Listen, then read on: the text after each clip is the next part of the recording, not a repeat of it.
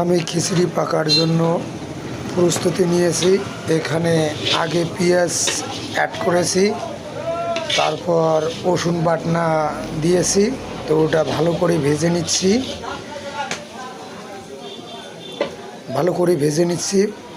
তো আমি প্রসেসগুলো রেডি করে রাখছি। যেমন ধনিয়া পাতা কেটে রেখে দিয়েছি, এটা খিচুড়ি হওয়ার পর দেবো। যেমন পেঁয়াজ কুচি কুচি করে কেটে নিয়ে রেখে দিয়েছি, তারপর আদা বেটে নিয়েছি, আবার রসুন বাটনা করে নিয়েছি। তো আমি প্রসেসগুলো রেডি করে রাখছি। এখানে আমার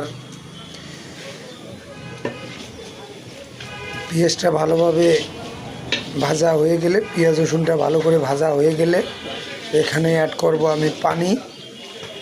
তো পানিটা যখন বলদ উঠবে তার সাথে দিয়ে রাখবো আমি হলুদ।